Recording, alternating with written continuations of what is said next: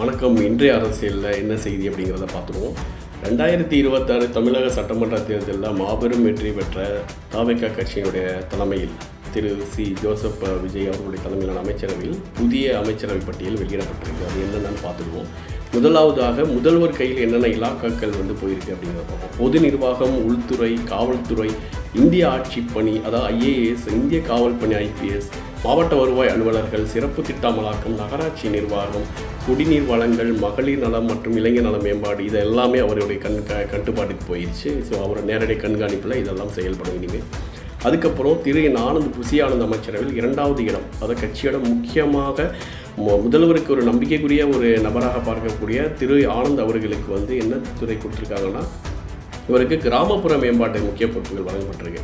ஊரக வளர்ச்சித்துறை, ஊராட்சி அமைப்புகள், அப்புறம் வறுமை ஒழிப்பு திட்டங்கள், கிராமப்புற கடன்கள் மற்றும் சிறுபாசனம் உள்ளிட்ட நீர்வள திட்டங்கள் அனைத்தும் இவருடைய கட்டுப்பாட்டுக்கு வரும். அதுக்கப்புறம் அரசியலில் நீண்ட அனுபவம் கொண்ட திரு செங்கோட்டையன் அவர்கள் மிக முக்கிய பதவி, நிதியமைச்சர் பதவி கொடுத்துருக்காங்க. இதுலேருந்து அவர் எந்த அளவுக்கு முக்கியமான ஒரு நபராக தாவேக்கால இருக்காங்கிறத நம்ம தெரிஞ்சுக்கலாம்.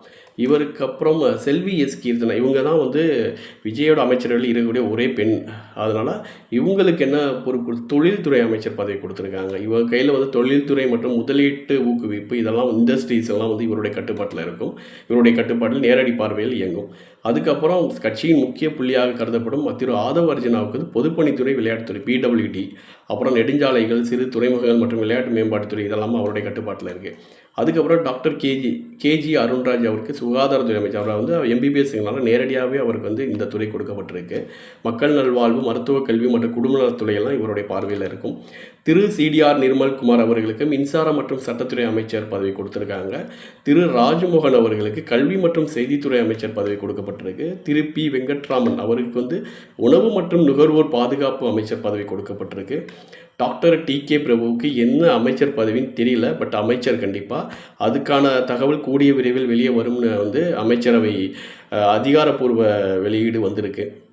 இப்போ இதெல்லாம் பார்க்கும்போது இந்த அமைச்சரவையில் படித்த இளைஞர்கள், மருத்துவ பேராசிரியர்கள் மற்றும் அனுபவம் வாய்ந்த மூத்த தலைவர்கள், இவர்கள் அனைத்து தரப்பினருக்கும் சரிசமமாகவே அந்த மாதிரி பதவிகள்லாம் பிரித்து கொடுத்துருக்காங்க. தாவேகா கட்சியின் முக்கியமான ஆள் அப்படிங்கிறதெல்லாம் பார்க்காம பொதுவாகவே வேறு கட்சியிலேருந்து வந்திருந்தாலும் அவர்களுக்கு முக்கியத்துவம் கொடுத்து பதவிகள் கொடுக்கப்பட்டிருக்கு.